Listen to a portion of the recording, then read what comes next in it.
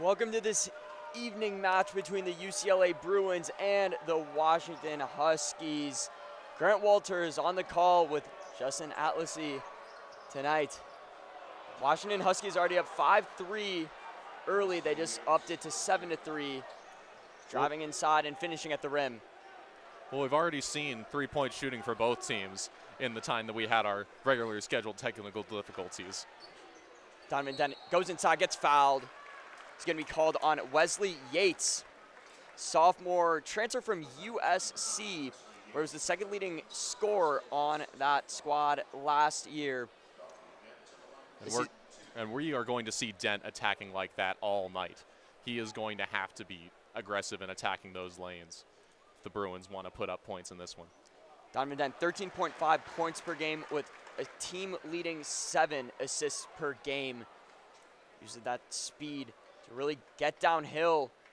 He's prolific when he can finish at the rim. He drains the second. UCLA extends Washington's lead to just 2 points. Zoom Diallo brings it up to Steinbach on the perimeter. Zoom Diallo looks to cut inside, goes back toward the free throw line and gets fouled by Xavier Booker, trying to get to that mid-range spot. Xavier Booker just simply posts him up and puts him down. That's going to be the first foul of the game on Xavier Booker, who had that 24-point outing against Rutgers earlier this week. Yeah, an incredible outing last time for Booker. Shot 10 of 11 from the field, a perfect 4 of 4 from beyond the arc. Now, the Bruins haven't gotten much scoring like that from him all season, but it would be huge tonight to see a repeat. 4 for 4 from deep in that contest. That is what really put him above the rest. Zoom Diallo out on the perimeter, screened by Steinbach, cuts inside, uses that speed, and that is going to be an offensive foul on Washington. And so already early in this one, trying to get the pick-and-roll game with Diallo and kept on going. That time just a bit over-aggressive, setting the illegal screen. Zoom Diallo with that excellent speed.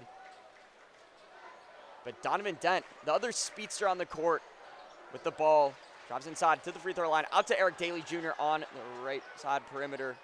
Back to the wing, into Perry. Tries to get it into the paint to Bilodeau, who is unable to corral it. So UCLA turns the ball over. It will be Washington possession. Still leading 7-5. 17:45 remaining in the first half. Zoom Diallo bringing it up. Donovan Dent guarding. It's some off-ball movement. Wesley Yates going to the corner. Gets the ball with Perry guarding. Back to Diallo. Top of the key. Drives to his left. Corrals it. Back to Yates. Shot fake. Goes to his right. Pulls up. That is good. Kept on using his gravity to pull away the help defense from Xavier Booker in the paint there, giving Yates some space to pop that jumper. Wesley Yates already has UCLA rivalry in his blood in his 1 year at USC. Out to Booker, right side corner. But that clanks out. Eric Daly Jr. gets the rebound into Booker. Attempts to finish at the rim, but he is fouled. He will go to the line for 2.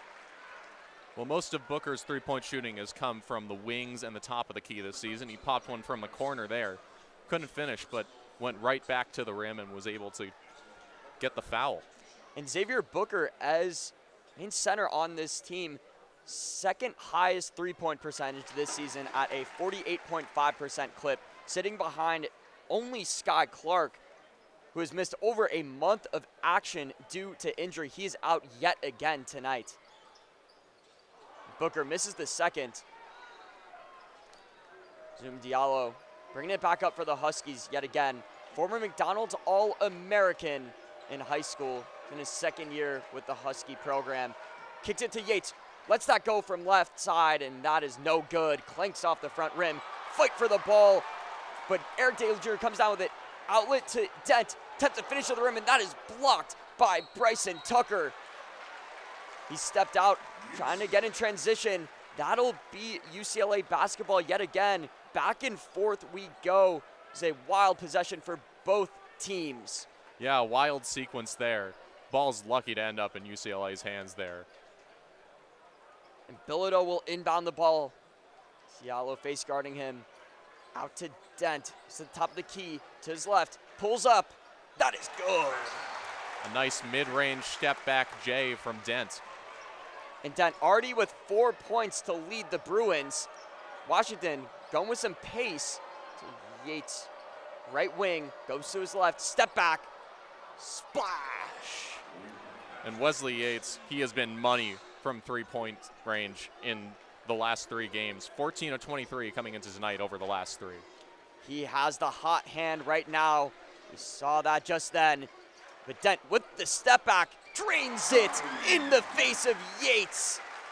Showing some real confidence there with that mid-range, something that he's really sort of built up throughout this season. And Diallo to Tucker. That clanks out off the front rim, but Steinbach with the rebound. Dent able to chase after the ball and corrals it. We will bring it back up yet again. Crossover, sidestep.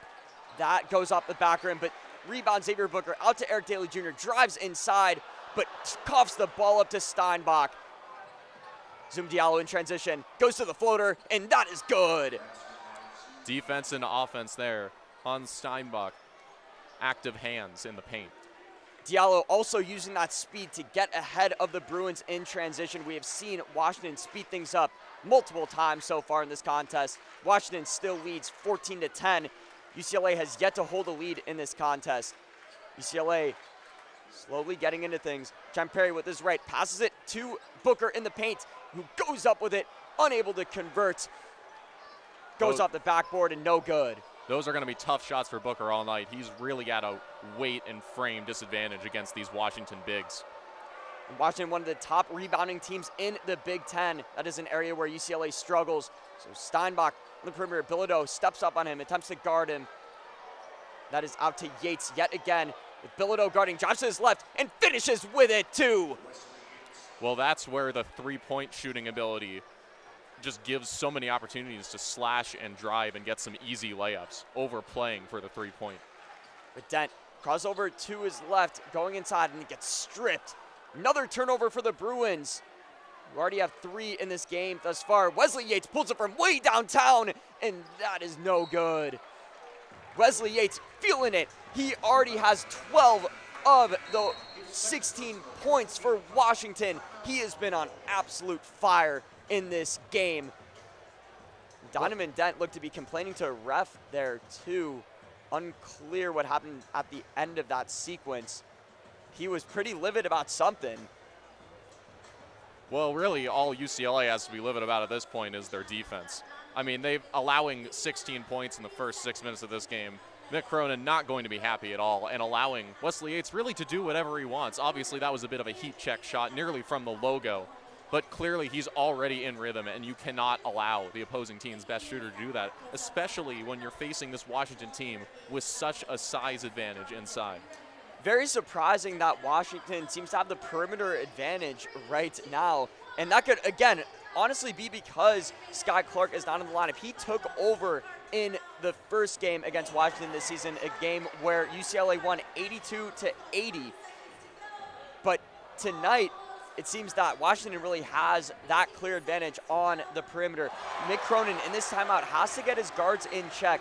We've seen his guards struggle defensively, especially at the end of that Indiana game, which really allowed Indiana to come out with a 99-98 overtime victory.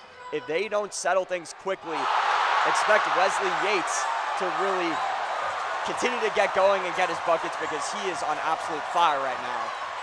And also on absolute fire, the guy who just took that half-court shot. Give him a round of applause. Gotta give him one. But yeah, the Bruins really clearly missing the defense of Sky Clark on the perimeter. Perry has been excellent in filling in for him on the offensive end, but doesn't quite bring the same level of intensity and rotation and active hands. Sky Clark, you know, still among the team leaders in steals per game for the Bruins at 1.4. Dent actually leads the team with 1.5. But what really the concern has been for UCLA in this game is, as we saw with Bilodeau trying to get out on the perimeter earlier against Yates, is are they selling out to defend that three-pointer? If they are, then he can just drive right by him. And they don't have the size inside. Xavier Booker getting pushed around by Washington's bigs, especially Frank Kepnong in the early going. Xavier Booker with only 1 rebound across the first 5 minutes of this contest. And again, even during his high-scoring performance, he had just 3 rebounds against Rutgers. He's going to have to really get things settled in the paint. Surprised we haven't seen much of Steinbach yet either. Steinbach likely going to be a lottery pick in the upcoming NBA draft in June. But we have not seen him get active early. Just 2 points, but he's only attempted 1 jump shot. Yeah, it's very, very, very early. Steinbach finished with 29 points on 11 of 12 shooting the last time these teams met. It's only a matter of time before he gets going. And Steinbach, obviously uber efficient, team leading 53.7% field goal percentage, and just an all-around offensive unit. We head out of the media timeout. Dent brings it up, left wing, drives inside.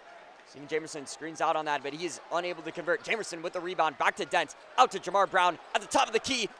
No good, clinks out. Fight for the ball, and that's going to stay with the UCLA Bruins. Tyler Bilodeau fouled on the rebound attempt. Steven Jamerson bringing a new physicality to the Bruins in the paint here. Checks into the game and immediately creating havoc on the offensive glass. That's something that's definitely to be desired in Booker's game. Jamerson screens out to Jamar Brown, who hangs the mid-range jump shot and drains it. Just a nice set play there coming out of that inbound. A lot due to Jamerson on that play. Steinbach spins inside, puts his floater in, drops it in. Soft touch at the rim for the Ford. Gets his 4th point of the night. Just a beautiful spin, poetry in motion there. So, it's just silky smooth in the paint, Steinbach. Dent off to Perry, still top of the key. Dent with the ball yet again, left side. Goes to his right, side step, inside to Bilodeau, gets it knocked away. Dent tries to do it himself, nearly finishes at the rim. Too soft of a touch. Went to his right, but unable to convert. Well, we've seen a ton of aggressiveness from Dent early. Already his 6th attempt from the field in just 7 minutes into this game. Expect to see him kicking those drives out a bit more often as this one progresses. And only a matter of time before he starts to convert at a consistent clip when he's driving the basketball. Washington ball right now. Kamari Peterson checking in. He will man the point. Bryson Tucker patrols the perimeter inside to Lathan Somerville. Steps back on Bilodeau and drains the mid-range shot. Backed him down. Retreated a bit, went to his jump shot and nailed it. Well, yeah, now even the bench bigs for Washington already able to make their mark on this game. Washington up by 8 points, 20-12. Bilodeau in the corner, back to Dent. Rolls the perimeter, right side to Jamar Brown. In the corner, back to Dent. Get something orchestrated. Inside to Bilodeau, goes up with a mid-range jump shot. That clanks out. Fight for the ball, and that'll be called a jump. UCLA retains possession. Jamar Brown got his hands on it, and that's going to allow UCLA to have another chance to cut into this lead. They've been trying to get Bilodeau those touches down low, trying to post up, but he has been given absolutely nothing by this Washington defense, really no matter who they've matched up on him. The Bruins have barely even been able to get the ball into him. First shot attempt of the night for Bilodeau. He just hasn't been able to get that open space inside. Can he get going from the perimeter? He has been an excellent 3-point shooter as of recent. Dent running out of time, inbounds it to Jamerson. Back to Dent, drives with his left, tries to go inside to Jamerson, gets that deflected to Jamar Brown, left side, goes to with his right. Another tipped pass from Washington using those active hands. But talk about active hands, Jamar Brown, while going out of bounds, passes to Bilodeau, who finishes with his left on the drive. Absolute chaos between these two squads thus far. A lot of frantic possessions. Yeah, that's the second time Washington has had a loose ball end up in a turnover for them. What a hustle play from Jamar Brown. Steinbach gets that one deflected by Jamerson. There's been so many tipped balls so far tonight. Trent Perry in with his left, tries to finish at the rim. That is a foul on Kamari Peterson. Trent Perry to the line for 2. Well, you know Mick Cronin has got to be ultra excited at the way this game has gone so far with the number of tipped passes. Maybe not so enthusiastic about how many of the Bruins passes have been tipped, but certainly that deflection board is rising in numbers. And odd turnover night for the Bruins so far. Average just 9.4 a game, which is tied for 4th in the Big Ten. They haven't played the most clean brand of basketball so far tonight. Already have 4 turnovers, and we aren't even halfway through the first half. And Washington, a team that is really known for its turnover issues, they average more than 1 turnover per game more than the Bruins with 10.7. And they also have committed 4 tonight. Well, yeah, as we mentioned, I mean, it's just been very hectic. Both teams getting hands into passing lanes and really not letting anything slide in the paint. The Bruins have surprised with their physicality and their ability to rotate, tip these passes. It's really come down to the shot creation of Hans Steinbach and Wesley Yates for the Huskies to get them to 20 points in the early going here. And Wesley Yates after the media timeout was held scoreless, so Mick Cronin obviously made an adjustment with how the Bruins were defending Yates. It was a lot more quiet in the second part of the first half of the first half. That was a mouthful to say, but he was quiet after the first media timeout. Will UCLA be able to continue to contain him?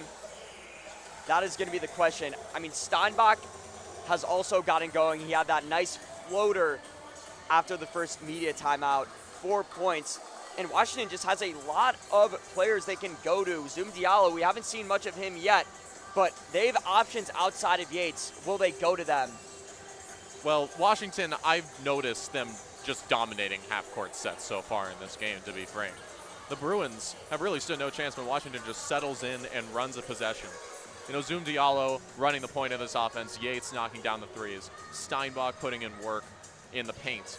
And then Frank Kepnong just creating space for everyone else with his gravity, moving Booker around so that the Bruins' leading shot blocker can't get his hands on any shots in the paint or grab any rebounds. And so what Washington needs to do is just, when they're forcing these turnovers, which they've already forced 4, they can just get past half court, slow things down, let the offense run through Diallo and Steinbach, and they will be successful. And Frank Kepnong, one of the unsung heroes for Washington tonight, as you mentioned, Justin. Very interesting story. He's from Cameroon, spent 4 years at Oregon prior to transferring to Washington. So a lot of these guys on this team are big transfers, and Kepnong, with Oregon being Washington's main rival, he went to the opposite side after, again, spending 4 years at Oregon. You don't typically see that type of transfer. Yeah, and speaking of Washington's rivals, you got Desmond Claude, unfortunately, out for the season, but also Wesley Yates, USC's top 2 scorers from last season, both transferring to the Huskies this year. They added a ton of Big Ten talent. Bryson Tucker was at Indiana for a season, and Lathan Somerville was at Rutgers. They were really doing some recruiting with their foes in the Big Ten. Trent Perry drains the first. Washington leads 20-15. And Trent Perry drains his first point. He'll need to get going. Bruins are going to stand a chance to match the offensive intensity of Washington. He drains the second, 2 for 2 from the line. Cuts Washington's lead to 20-16. Eric Daly Jr. checks back in for Perry. UCLA with Booker out there too, checking back in with a bit of a larger lineup. Eric Daly Jr., Bilodeau, and Booker all out on the court.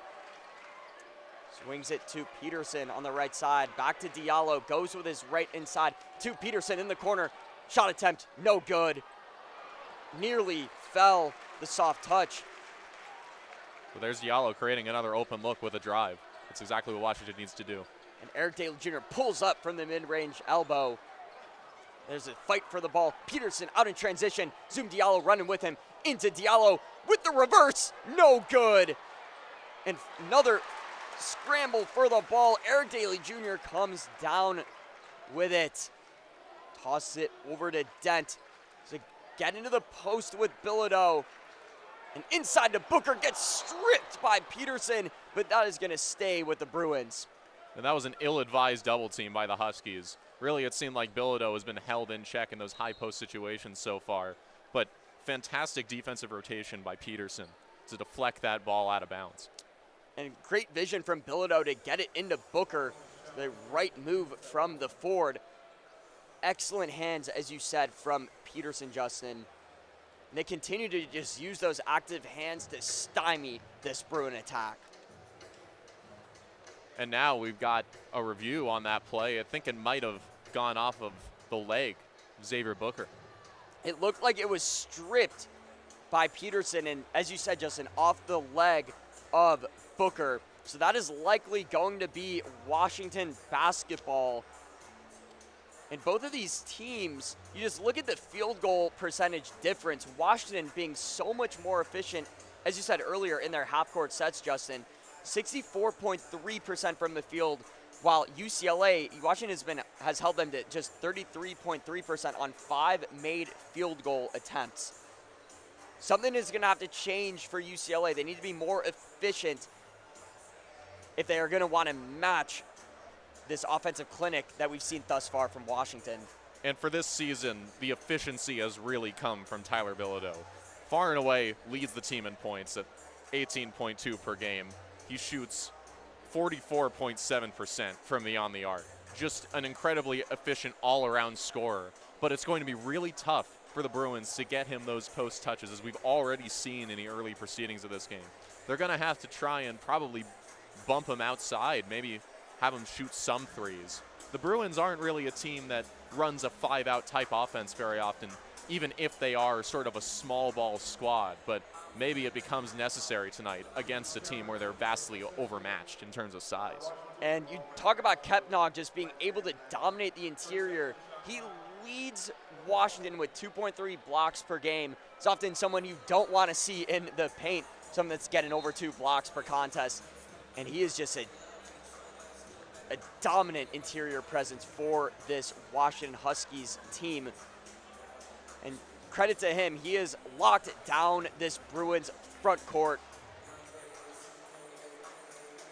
And it'll be interesting to see what UCLA does offensively. Will they opt to get more perimeter attempts? Have only shot 4 beyond the arc shots tonight. Zoom Diallo bringing it up for the Huskies. Yates back into the game, swings it to Sevic. That is into Yates on the corner. Attempts to drive in on Daly Jr., stays with him, goes inside. That is called a travel. Moving around in the paint too much.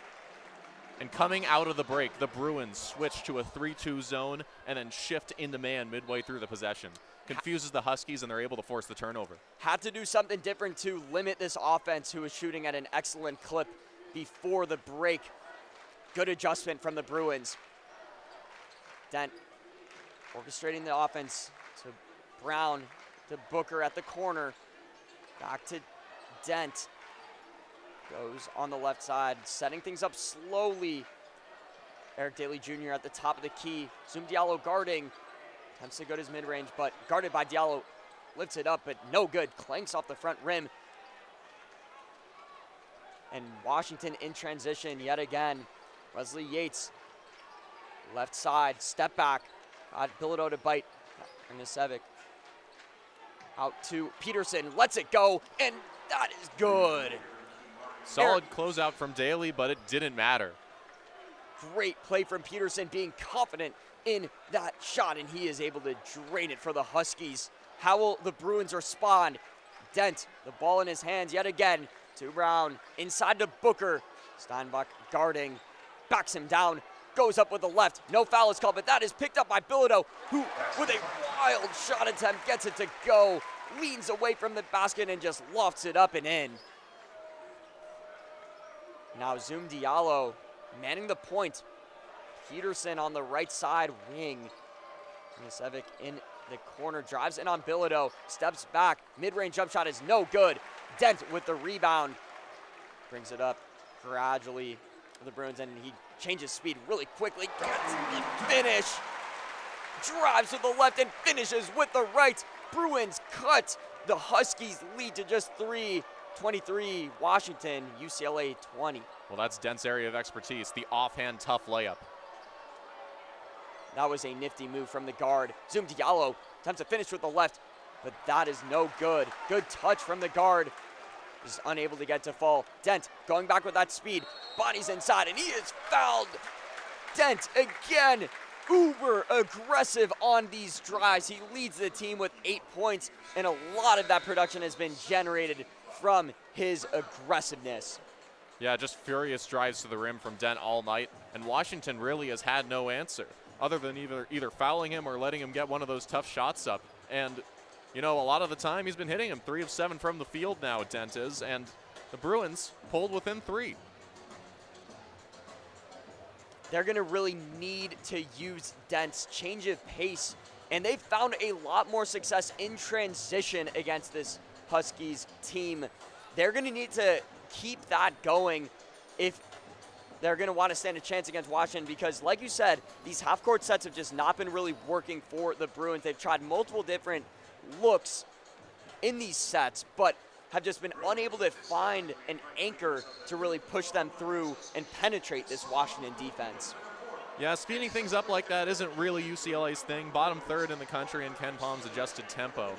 But what you have to realize is that in this situation where Washington is so dominant by being able to have those 2 bigs in the paint, getting the ball away from Tyler Bilodeau, who this offense really runs through in those half-court sets, you have to improvise. And a lot of the time it's meant getting that outlet out to Donovan Dent and letting him work.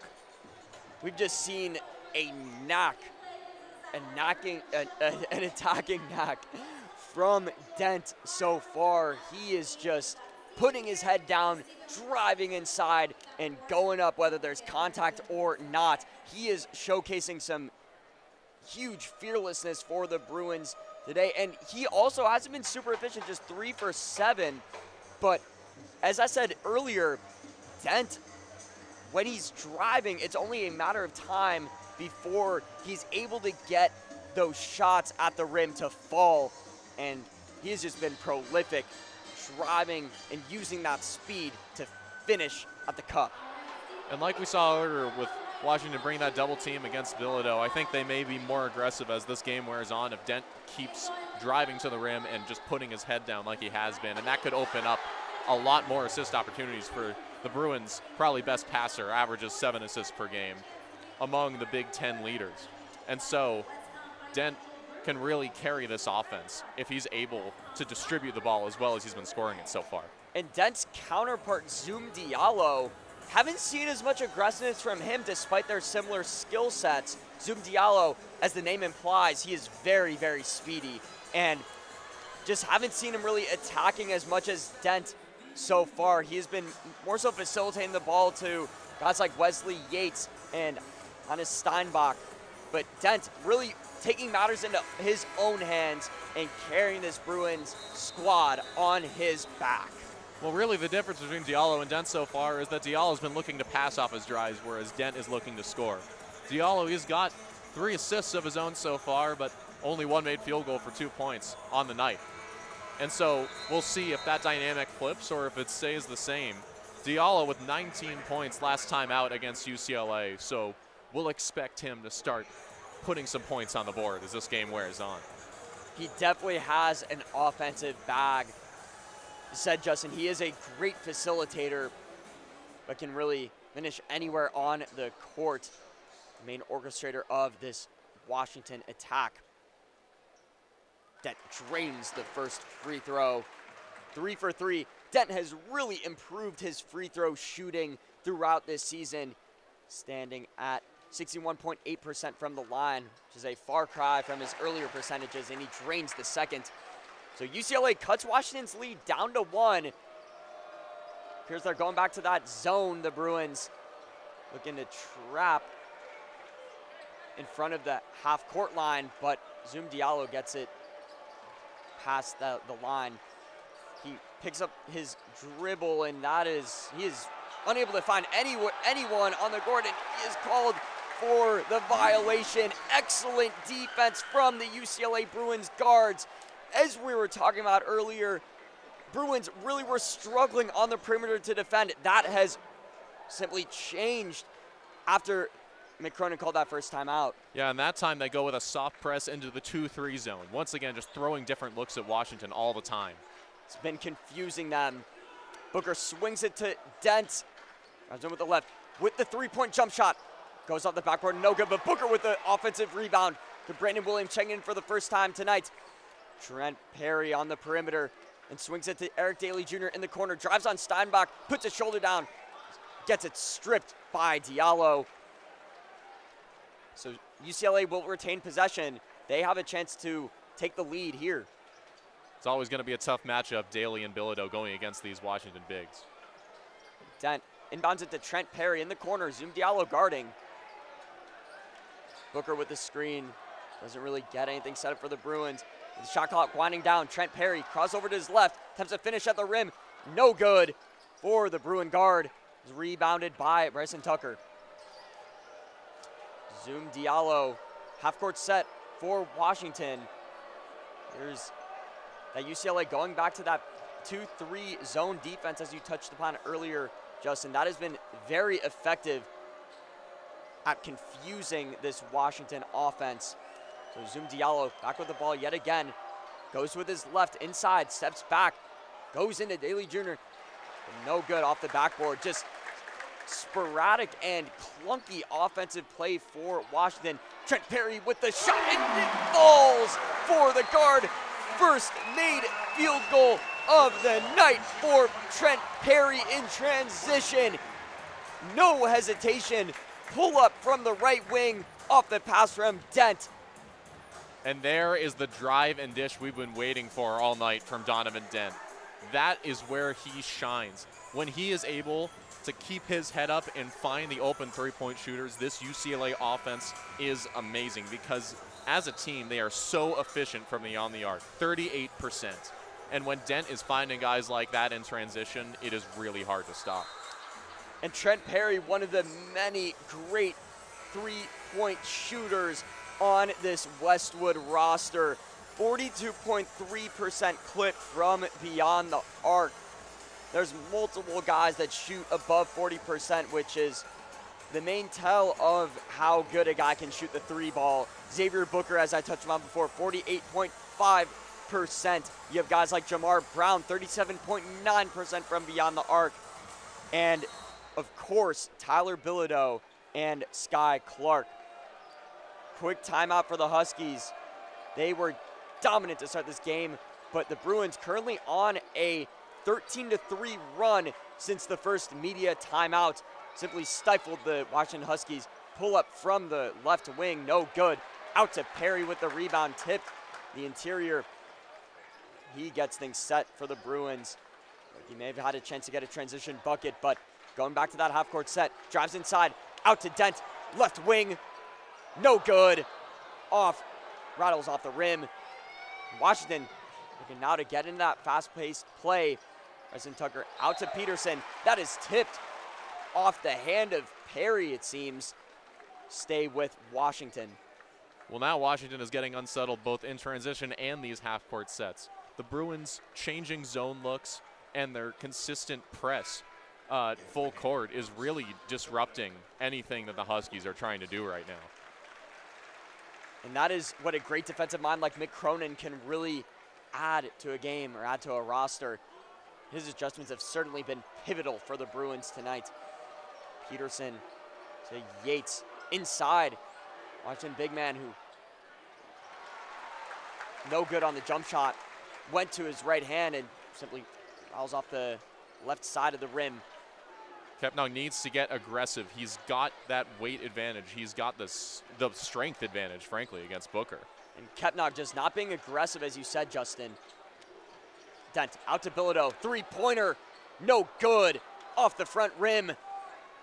Steinbach, the rebound. Peterson to Steinbach, drives inside and finishes at the rim with the left hand.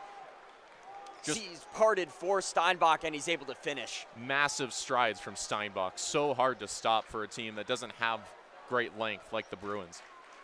Standing at 6'11". Steinbach to get it going. Dent inside. Pass it to Bilodeau off his hands. Now to Booker on the perimeter. Back to Bilodeau. To Perry. 10 dribble. Motions Booker to give him some space on Steinbach. Drives inside. That gets tipped by Kepnog.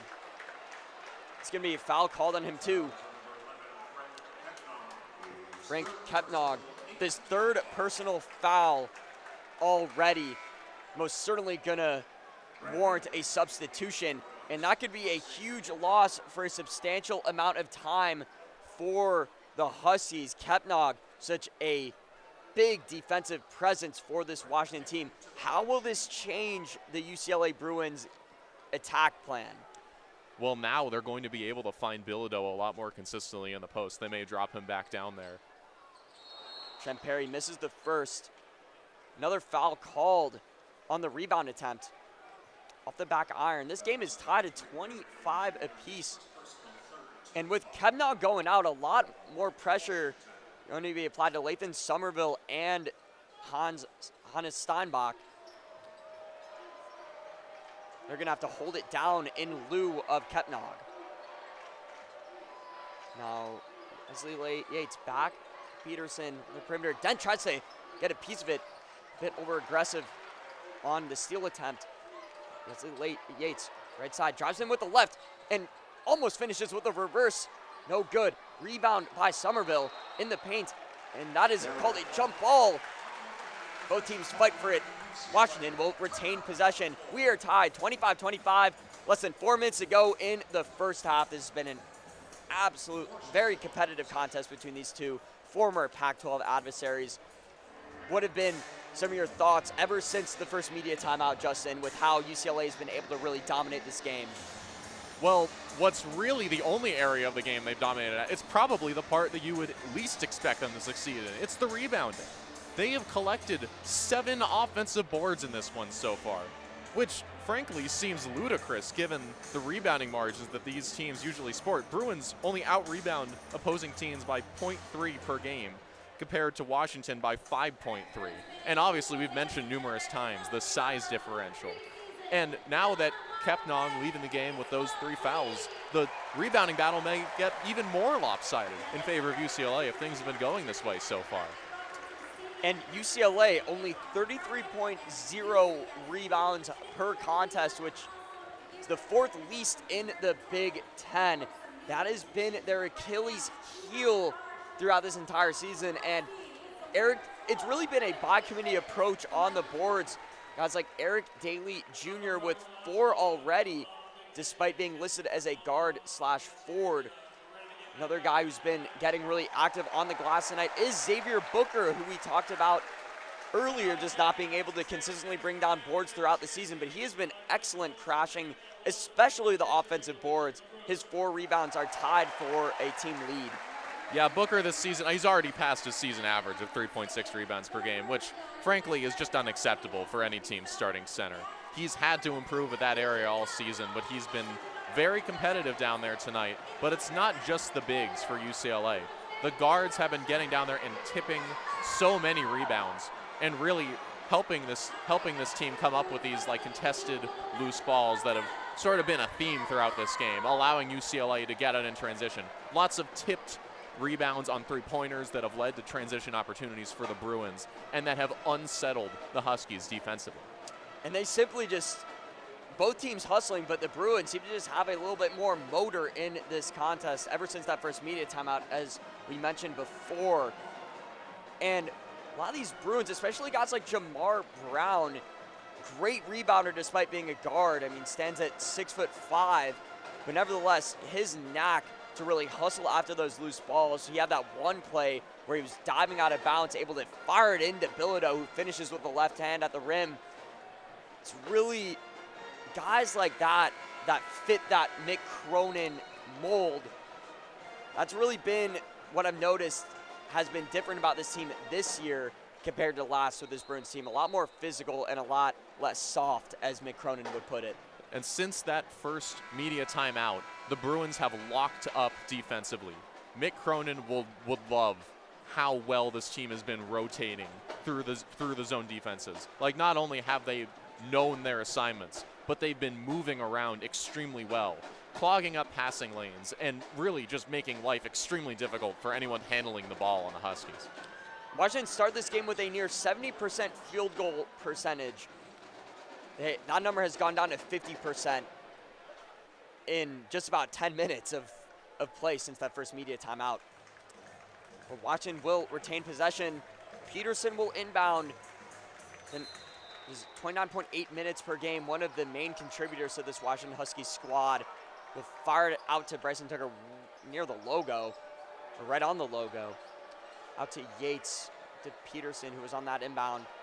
Yates, right wing, tossing it back and forth between the two guards. Steinbach in the post, goes up with it, rattles out, but that is an offensive rebound by Bryson Tucker, who's able to just tap it back in. Talked about the gravity of Kepnang earlier. How about Steinbach handling the ball, drawing the double team, even in the short corner, and freeing up some space on the boards for his teammate? That's what allowed Bryson Tucker to tip that ball back in. Washington now leads 27-25. Trent Perry, left corner with the right. Steinbach guarding.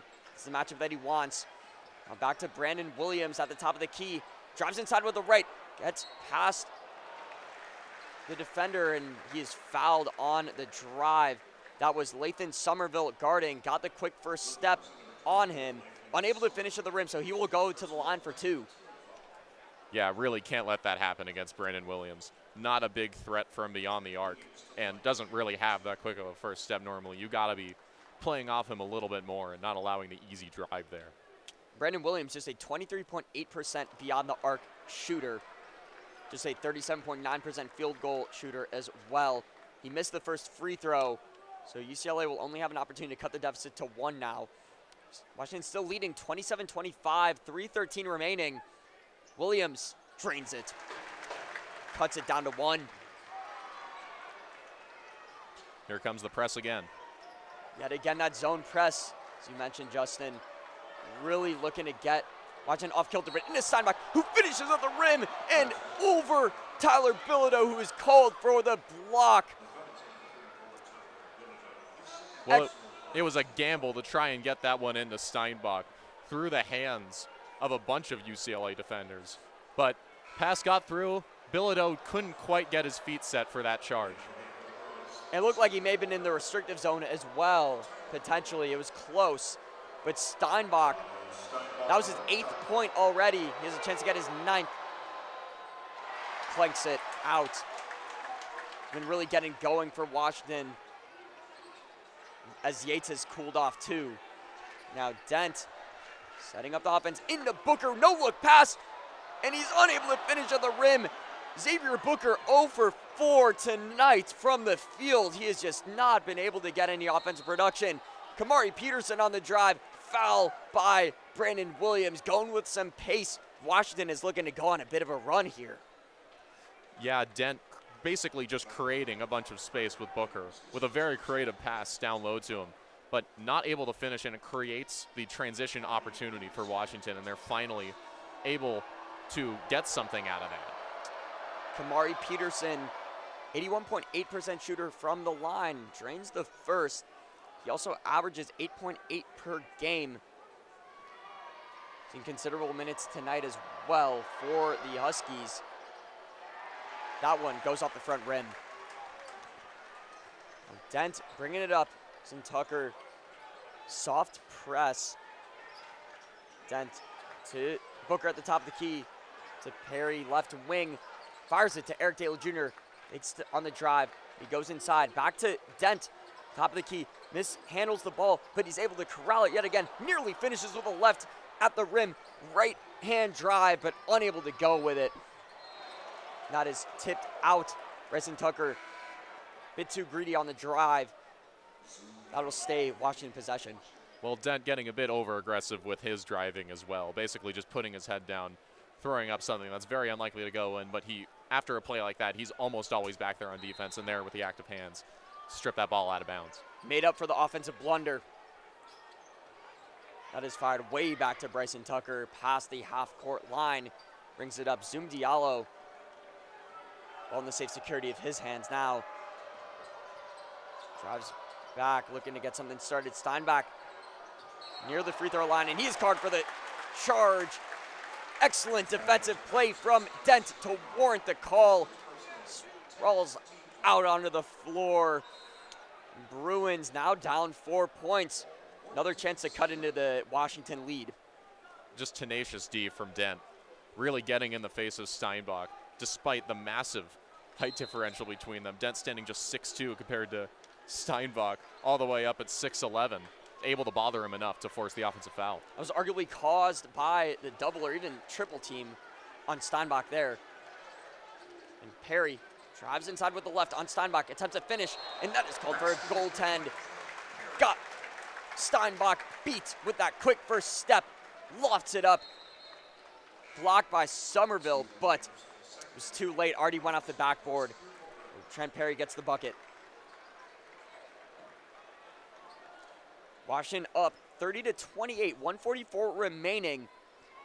It's been very different from both of these squads' first contest. 82-80 that game. This has been a much more defensive styled contest. Now Washington has the half-court line. Zoom Diallo motioning guys around. Get the screen into Steinbach with Brandon Williams guarding. Trent Perry doubles him up. Yates on the perimeter. Goes with the right. Brandon Williams guarding yet again. Goes to the left. Step back. Attempts the mid-range shot. And that is good for the guard. Able to get some space. And Yates gets his first bucket since the 14-minute mark. Yep, Huskies get the switch on the pick with Williams in coverage on Yates. Very much a plus matchup Yates for the Huskies. Takes full advantage of it. Washington up 32-28. Inside to Daly, goes up with the mid-range. He responds. Yeah, Eric Daly says hello, just his second bucket of the night. A nice mid-range shot there, which is an area where he's really struggled recently. Foul called on Dent, harassing Zoom Diallo. Didn't look like there was much to warrant that call. Well, you know, they've been letting them play a lot lately, but maybe in this dying minute of the first half, refs are going to get a bit tighter with those reach-in calls. Dent called for the foul on it, just his first of the game. Now Zoom Diallo back at the top of the key. Trent Perry guarding on the perimeter. Goes inside, puts his head down on Perry, gets some space, put his head into him, and lofts it up and in. Yeah, just a very physical move down low. Just basically says, get off of me, and is able to create the space for the little push shot.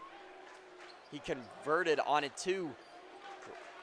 Great play from Zoom Diallo as we near the end of the first half. UCLA with a final second chance. Donovan Dent with the step through on Steinbach. Nearly got it to fall off the glass, but Washington will lead 34-30 heading into the second half. UCLA able to cut what was once an 8-point lead to just 4 points, but this has been a back and forth affair between these two former Pac-12 adversaries.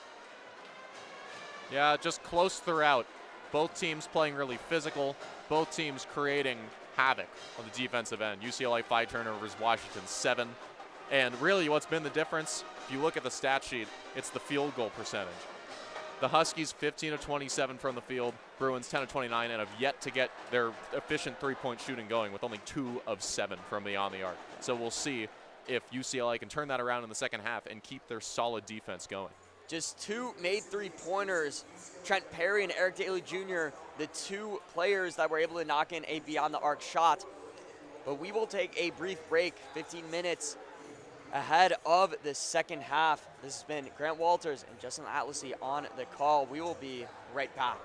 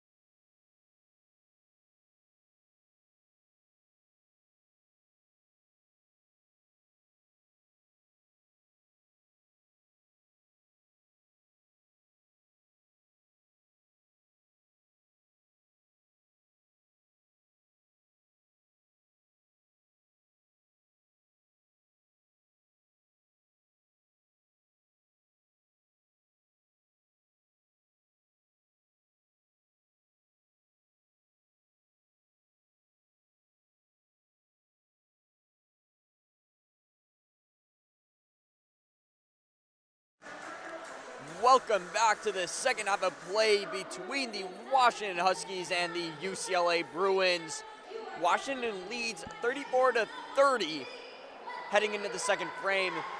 UCLA will have possession. What are some of the keys to open this half for both teams, Justin? UCLA has got to start driving and kicking. And what Washington has to do is get both their bigs involved and start getting some points in the paint. Absolutely. UCLA, Donovan Dent, left side in the top of the key, back to Bilodeau. Like you said with that driving kick, he converts. Yep, pick and pop, and Bilodeau finally hits a three. Exactly what the Bruins needed to start the second half. That is quite the timing to say something like that, Justin.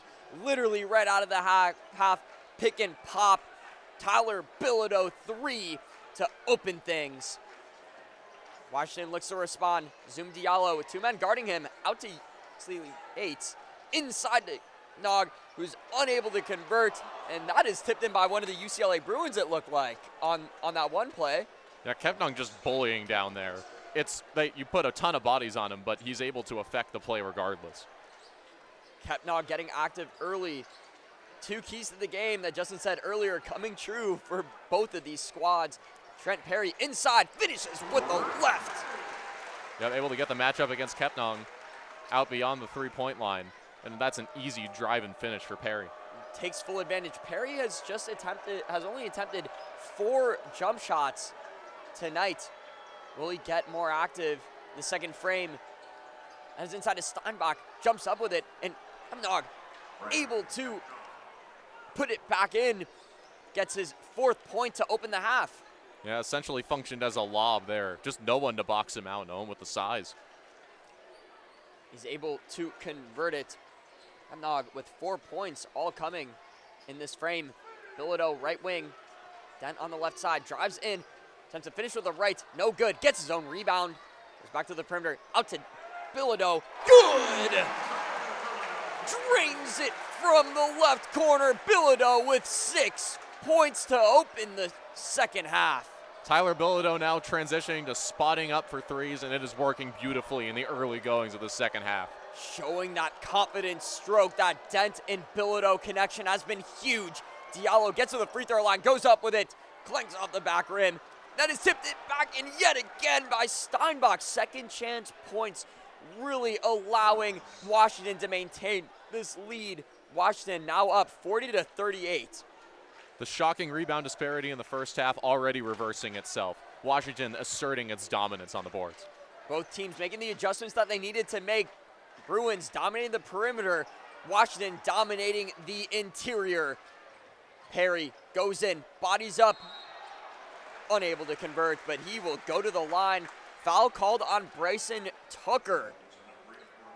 Trent Perry will attempt his 4th and 5th free throws of this contest.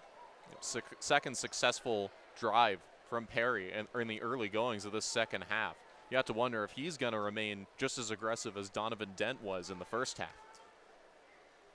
9 points so far, gets his 10th on the first free throw. UCLA really spreading around the scoring. 3 guys in double digits already. Perry cracking double digits with that free throw. And Donovan Dent and Bilodeau both have 10 apiece. Trent Perry, the second, ties the game. 40-40, 17-19 remaining. He's gearing up for a fantastic finish between these two rivals. Zoom Diallo, the right hand, double teamed, goes inside to Steinbach, bodies up on Perry, unable to finish, but foul called yet again. Washington really going inside to find their production to open the second half. Yeah, and I would say that Washington found a favorable matchup there with Perry covering Steinbach down low, but really basically anyone on the floor for the Bruins, minus maybe Steven Jamerson, who's on the floor right now, would be tough. Steinbach short on the first attempt. 10 points on 5 for 7 shooting. Been uber efficient in his second go at the Bruins. Drains the second. So Washington with a 1-point lead, 41-40. Bruins with a chance to take it back. Dent dribbles it up slowly for the Bruins. Out to Bilodeau, who lets it fly. No good. just right on the attempt. But that is going to stay with the Bruins. Zoom Diallo called for the foul, his first personal this contest at Pauley Pavilion. Just a beautiful play design there from the Bruins. Jamerson sets the screen after Bilodeau looks like he's going to set one for Dent. Creates another open look, even though it didn't go in. They've been hammering Bilodeau on the perimeter. Trent Perry attempts the floater. No good, just short. Zoom Diallo with the rebound. Diallo looking to drive, but brings it back past the three-point line. Trent Perry guarding screen. Big man. Diallo throws it up to Bryson Tucker, who hammers it home for the Huskies. Zoom Diallo saw him cutting, lofted it up, and the jam goes through. What a connection, amazing timing on the lob, and an authoritative finish from Bryson Tucker. Dent drives inside for the open space, but it is cut off. Out to Bilodeau on the corner, lets it fly. No good, just left. That one a bit out of rhythm, looked a bit forced. Maybe Bilodeau could start looking to drive those. Already his fourth three-point attempt of the half. Bilodeau, propensity to let it go from deep. Yates to Tucker, back to Diallo, out to Yates, inside to Steinbach. He is fouled. What a nifty pass from Yates, driving with his left hand, dishes it off to Steinbach while he's in midair, and Steinbach gets the call drawn. Well, yeah, Washington's story of the half so far, it's really been getting the ball into those big men. And Steinbach and really Kepnong as well have been able to really harass the Bruins, not only in terms of scoring, but also on the boards, as now that rebounding deficit for Washington, 18-13 at the end of the half, now just 19-18 overall. So Washington winning the rebounding battle handily at the start of the second half. So Justin, obviously both of these teams making the adjustments that they needed to make after the halftime break. Who do you think has won the first part of this half thus far? Well, by the score, it would be UCLA by 1, but really, it's Washington. Obviously, the Bruins have gotten a couple three-pointers to fall with Bilodeau, but the type of offense that Washington is running is going to be sustainable. Getting favorable matchups for Steinbach down low and letting him and Kepnong dominate on the boards. If this continues, I don't see many avenues for the Bruins to win unless they shoot lights out from beyond the arc. And it is again Xavier Booker and Stephen Jamerson II, who have just both been getting exposed in the interior, had such a great first half against this Washington front court, which is really the engine of their offense, but have just not played exceptionally well in the second half. And in the Big Ten, when you're dominating the interior, you have such a huge advantage, especially in such a physical conference. Washington going back to their bread and butter, using those front court weapons, those big men, to get things going, and they've been successful with it. And, you know, to be fair, UCLA is going to what they're good at, too, which is shooting the three ball, as we mentioned. 38% from beyond the arc this season as a team. They've got so many great shooters, Tyler Bilodeau being among the best. But really, if the Bruins are going to continue to stay in this game, they're going to have to shore up that defense. They're going to have to start getting maybe two bodies on Steinbach and Kepnong down low to prevent them from getting the easy finishes under the rim. Exactly. Credit to UCLA's perimeter defense, though, with how they've been able to limit Wesley Yates after he had 12 points within just over the first 5 minutes. He only has 2 points since then. And Zoom Diallo, only 4 points on 2 for 6 shooting. They have really been able to dominate the perimeter, but again, the missing part of the equation is that interior piece. And again, that has been the thorn in the Bruins' side. Felt like the one thing that has really been keeping them back from being a national title contender this season. Yeah, you think of the Bruins' next game being at Michigan, and you think of who they lost to that team, Adai Mara. It's just a gaping hole in this roster, and you can really see it in the rebounding disparity so far in the second half. That is going to be a rude awakening for the Bruins, I suppose. But Steinbach drains the first free throw. 11th point. Gone just 2 for 4 from the line, but he gets both. This time at the charity stripe. So Dent will start things for the Bruins offensively. Yates with that length guarding him. Crossover to his right. Going in. Bilodeau fakes the shot. Drives inside. Goes to the mid-range. And it clanks in. Goes off the front rim. But Bilodeau used that touch to get it to fall. Well, yeah, Bilodeau does pump fake and go in for the 2-point jumper there. Steinbach, excellent defense. Bilodeau somehow just great shot over the outstretched arm of Hans Steinbach. It's a fadeaway attempt from Bilodeau, and he gets it to fall. Steinbach back in the post. Throws it out to Yates. Sidestep in the corner. Eric Daly Jr. guarding. Able to settle him. At Nog in the paint. Lets go of it. Out to the perimeter. Has to heave up a jump shot. That is no good, and is going to be a shot clock violation. Excellent defense from the Bruins. Defensive stand to get them the possession back. Washington leading by 3, but UCLA has a chance to match that score. Well, Bilodeau says, you know, if I'm not able to match up to you physically, I'll just go around you and deflect the pass. That's going to be the key for the Bruins, getting more deflections. That's what Mick Cronin wants to see right there. And when you don't have the physical tools, especially in the interior, you really have to rely on those quick hands to get some defensive production. The Bruins have been known for using those quick hands, especially on the perimeter. Harry, pass from Dent, throws it on the perimeter. Out to Eric Daly Jr., who has some space, lets it fly, and swishes it home. Steinbach gave him too much space. Just let it fly. And this time, Washington tries a bit of a defensive switch up. They go to the 3-2 zone, but not as effective as when the Bruins have dropped into a similar coverage. So game tied at 45 apiece, 14-15 remaining. In the post, Bilodeau with excellent defense on Lathan Somerville. His shot falls short. Inside to Bilodeau, is screening off Somerville yet again, warrants the foul. That is going to call for an inbound pass. Yeah, outstanding physicality from Bilodeau on both the defensive and offensive end. Bilodeau really main reason why the Bruins have been able to claw back in this contest. Bilodeau out to Daly Jr., drives with the right, goes to the mid-range. No good off the back rim. Rebound by Bryson Tucker.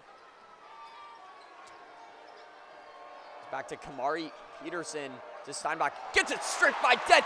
Goes behind him and drives to the rim. Finishes with the right over Peterson. And that is exactly what Donovan Dent wants you to do. Give it to Steinbach right just across half court. It's an easy steal for Dent. Just goes right around him and takes the ball.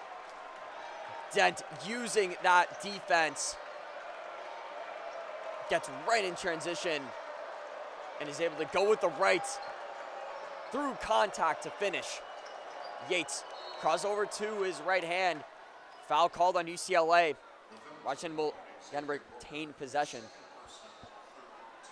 And now UCLA with the lead. You're going to have to maintain it 47-45. Bruins in favor.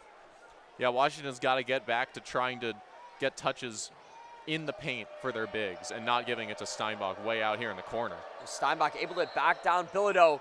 Another foul called, this time on Bilodeau, with Steinbach backing him down.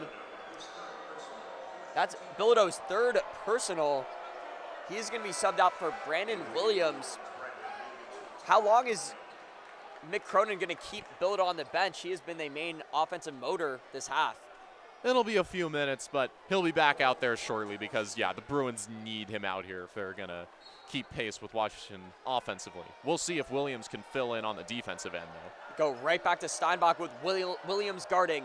Double team out to Peterson. Perimeter, Tucker inside to Somerville. Goes up with the right, no good. Booker able to lock him down. Yep, there's some good defense from Booker. Now Dent, Tucker guarding. Goes back to the left. Out to Williams in the corner. Safe hands of Dent. Drives inside, out to Daly Jr. in the right corner. With Peterson guarding, have to wonder if he's going to back him down. The size advantage. Goes with the turnaround jump shot and is able to swish it home. Kamari Peterson doing a great job staying in front of the bigger Daly, but nothing you can do to guard that fadeaway from the corner. Washington with possession yet again. Yates on the court, back to Peterson. Zoom Diallo will check in as well. Next time out. Steinbach into Peterson. Great ball movement. And that is good. Somerville converts off the pass. Excellent ball movement to crack the UCLA defense on that play. Yep, Steinbach sucking the defense with him once again. Able to make a nice handoff into the assist. Trent Perry now manning the point. The Bruins drives inside out to Williams. Booker right wing to Dent left wing. Goes in with the right. Yates guarding him closely. And that is a foul called on Yates, playing airtight defense on Dent. That'll be second media timeout, it appears. So UCLA up 49-47. Justin, what allowed UCLA to make that charge to take the lead? Well, it's really been the defensive end that's turned into offense. At the start of the second half, it was Washington's bigs dominating. Steinbach and Kepnon consistently being able to get on the boards and get touches in the paint. Now, it's partially been UCLA with those active hands and being able to finish in the paint and finish on some jumpers as well. But at the same time, Washington needs to get back to what they were doing at the start of this half. Steinbach getting caught out near half court on like multiple possessions, with touches there, and obviously Donovan Dent taking advantage of one of them to turn into an easy Bruins bucket. Washington has got to get their bigs touches where they're most comfortable. And another piece of this too is Eric Daly Jr. really getting active now. 2 for 3 from 3. I mean, he has been struggling from beyond the arc this season. Shoots at just a 24.6% clip, which is far below his 2024 to 2025 campaign marks. But he has been getting it going. 4 for 8 from the field as well. Him and Bilodeau have really taken over in this half. Both of them transferring to UCLA ahead of the 2024 to 2025 campaign. They have really, at least Bilodeau has really blossomed in his second year with the Bruins, but they've been the pieces that have been driving the second half production for UCLA squad. And Bilodeau and Daly are a very interesting combination. Because they both essentially play the stretched 4 role for the Bruins. Both are, they stand at 6'8" and 6'9" respectively, Daly and Bilodeau. And both are very solid jump shooters. Both physical defenders as well in the paint, and often relied upon to guard some of the bigs on opposing teams for UCLA. And so, with these similar players, you wonder how they fit together, but really, UCLA makes it work. Obviously, they could use a center on top of it, but, you have Daly as the team's leading rebounder, despite just being 6'8", despite not really being like the center designee per se. And then, of course, Bilodeau brings the scoring this season. While Daly has not sort of had the same factor on offense as Bilodeau has this year, he's certainly been consistently impactful on the defensive end and on the boards for UCLA, and that is more than enough for him to make a huge mark on this roster. And Justin, you mentioned Eric Daly Jr. leading the team in rebounds despite being listed as a guard/forward. He really plays the 3 most of the time, small forward position for the Bruins. Yet again, it almost feels like these two, obviously huge human beings, but I feel like they both have guard skill sets a lot of the time with their jump shooting ability, as you mentioned before. And again, able to really use their lengths on the perimeter to stifle some wing weapons for opposing teams. This is a very interesting combination, and as I said before, it just feels like center's been the missing piece in the equation for this Bruins squad. That should, with this talented roster, be really competing for a national title if they just figured that out. Dent to the line, drains the first free throw. 5 for 5 tonight. Dent again really improving his free throw shot. He's also just gone 4 for 13 tonight from the field, so hasn't been super efficient. Drains the second. 6 for 6 now for Dent. Team leading 14 points. UCLA up 51-47. To Diallo. Swings it to Peterson, right side. Into Somerville. Back to Peterson in the corner for Yates, who lets it fly way short on the attempt. Off the foot of a Bruin, though, and Washington will again retain possession.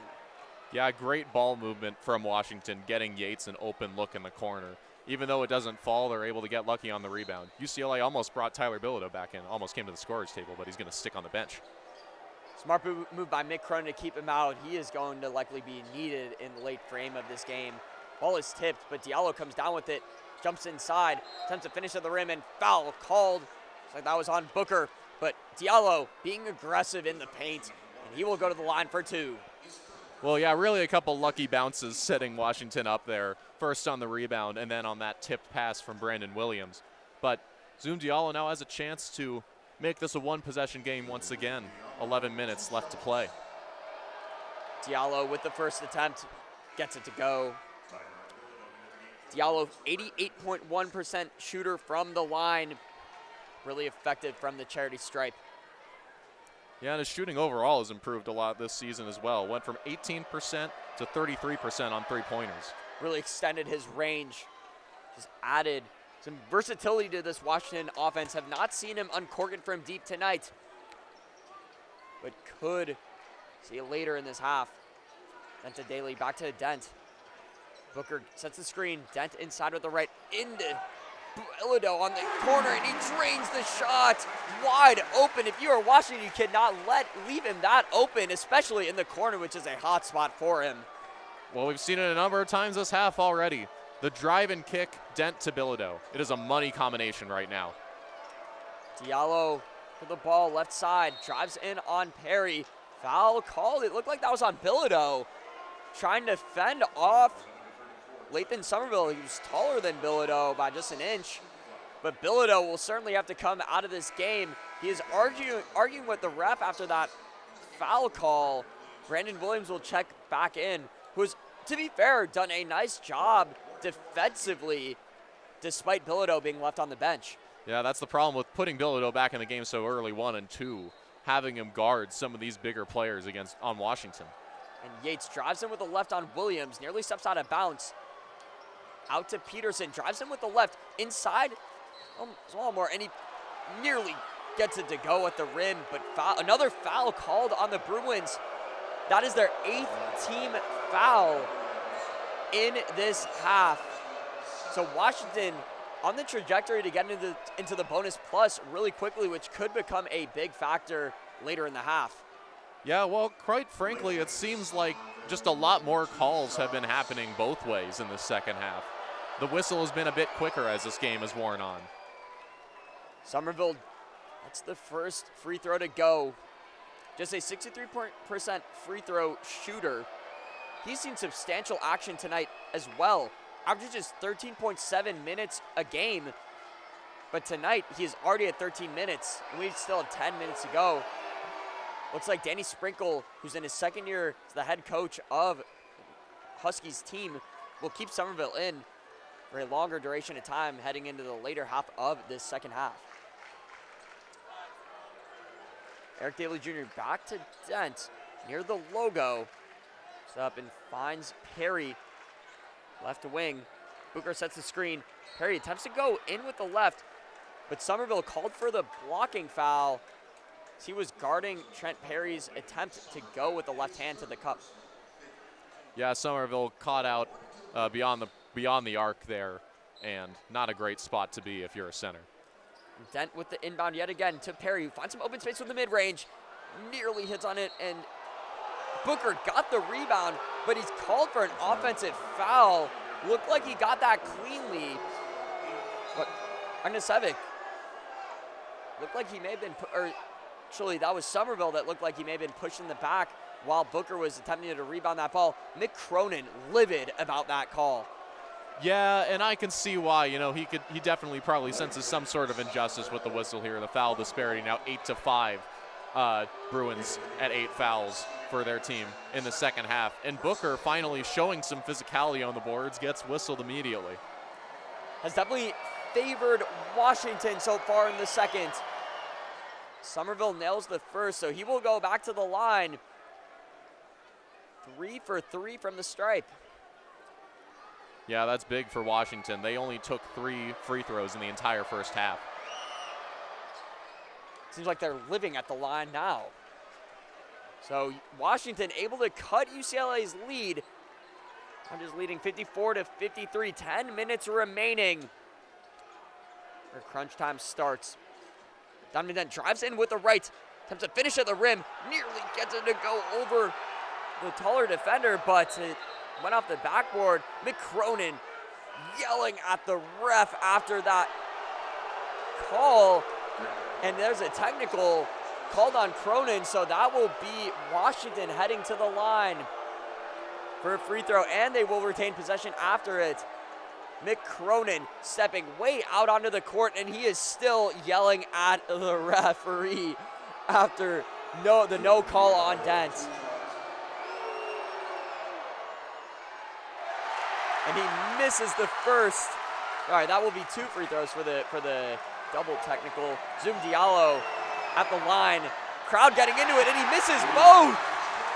Well, just a crazy turn of events there. First of all, Dent on the drive. There's a good chance he should have been handed that call there. It was Somerville trying to wall up to stop him, but definitely didn't have his feet set and didn't go straight up in my eyes. But a fortunate turn for the Bruins after the technical foul. Mick Cronin, livid as usual, but doesn't lead to any Washington points. Now Washington still has a chance to take the lead despite the 2 missed free throws from Diallo. Really impacted by the crowd.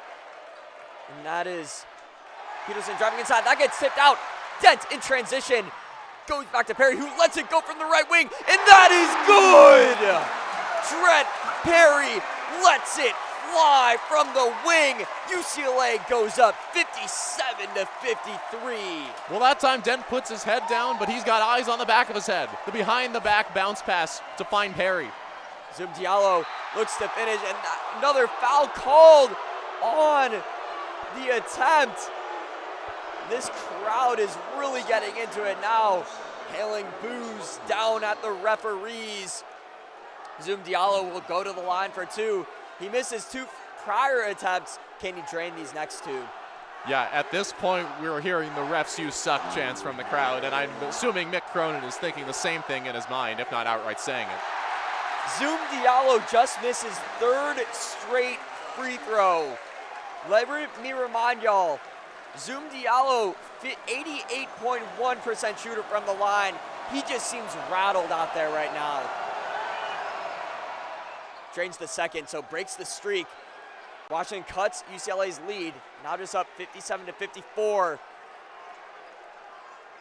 Dent brings it up. This crowd has really gotten juiced up. We head to the later part of this half. Dent trying to go inside, gets stolen by Steinbach, falls to the floor. Jump ball called. Stays with Washington. And how about Steinbach with the active hands against Dent? Normally, you'd think that's not a great matchup for Washington. But, man, just exceptional coordination from the big man. Really showcased the versatility that Steinbach has, and again, justifying why he is a projected lottery pick in June. Diallo, top of the key, back to Yates, right wing. Diallo back to the top of the key, drives him with the left. Brandon Williams guarding him closely, tries to go in with the right, back to Yates, attempts to drive on Trent Perry with the left.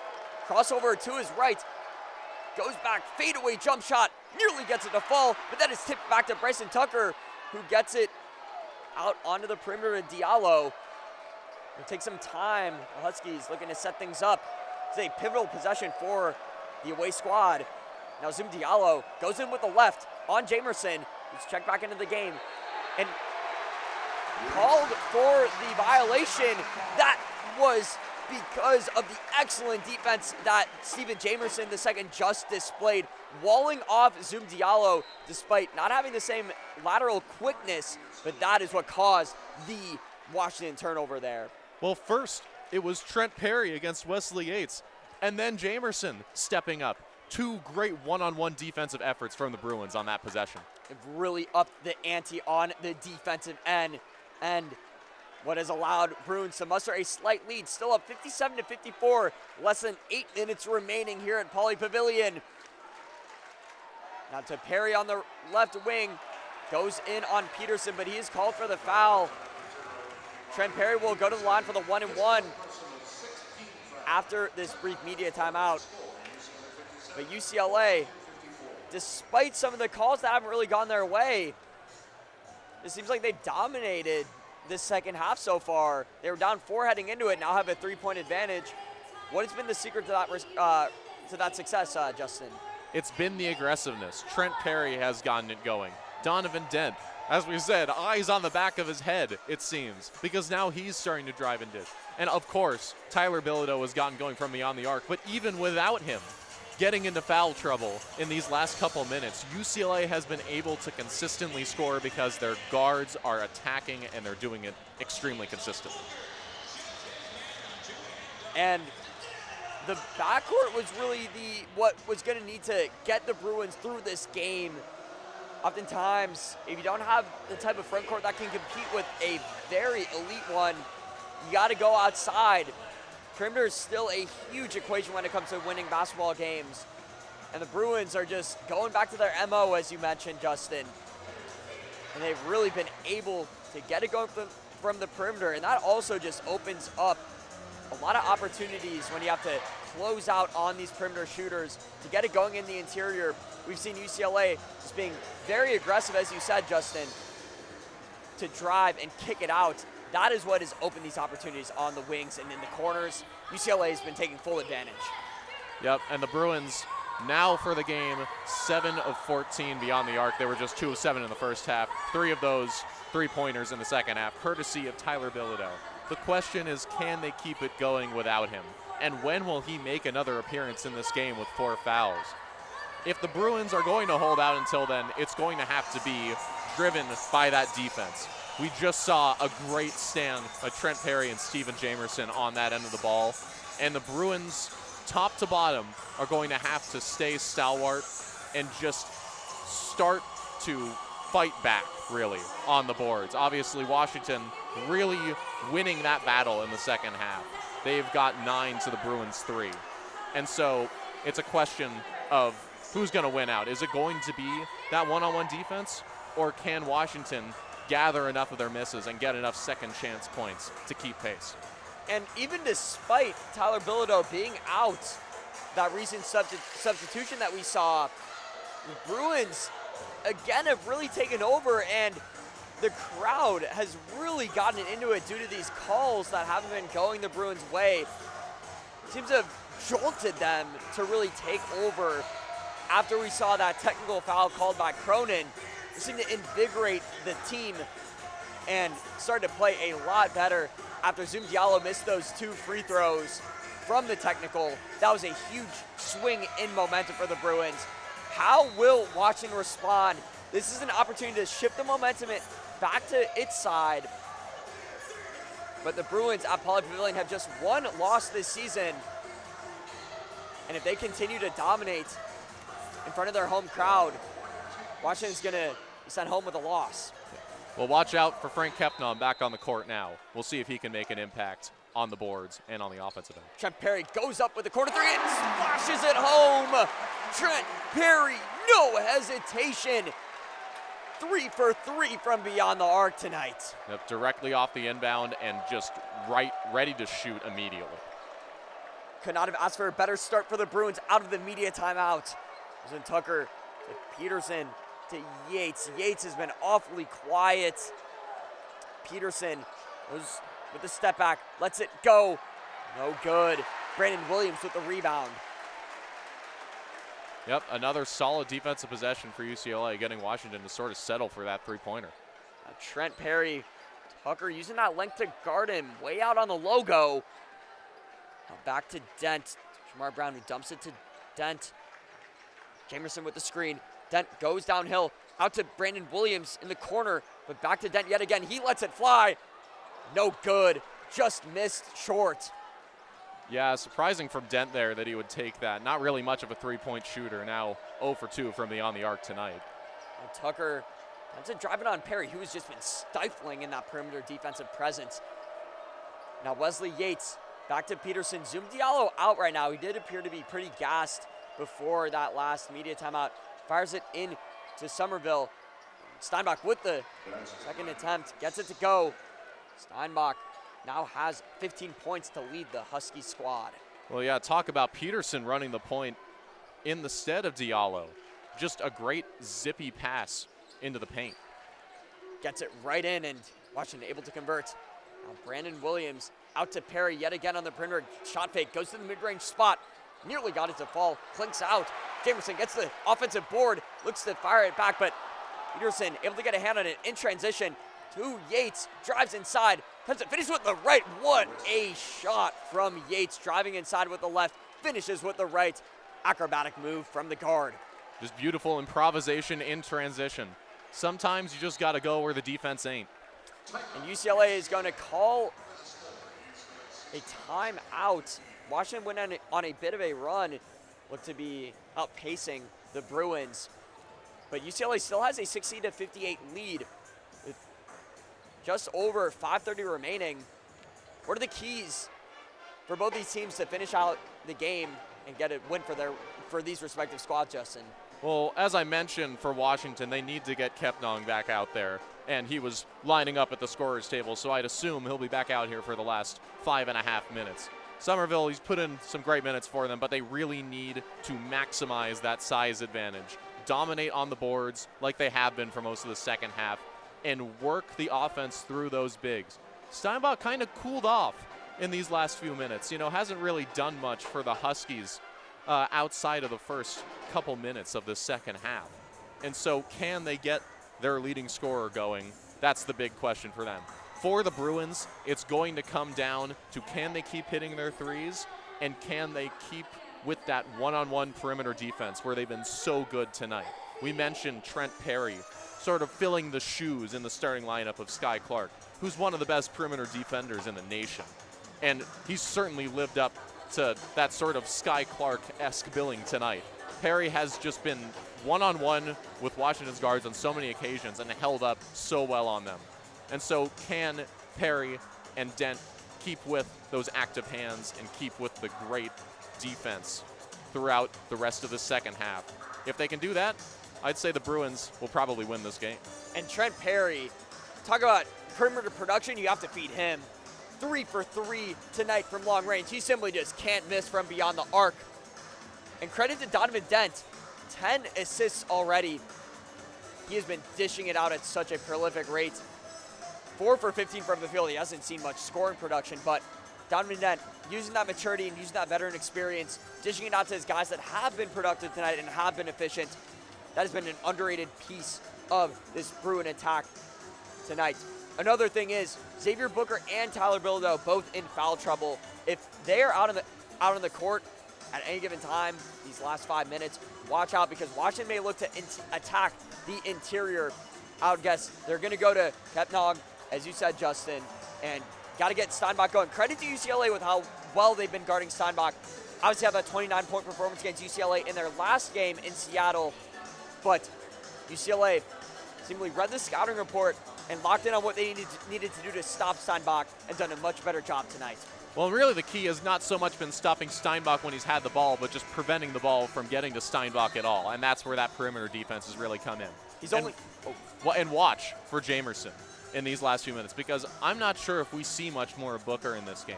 Jamerson has done really well on the defensive end in these last few minutes, and he had nearly a great offensive board moment there that ended up leading to the Washington transition opportunity.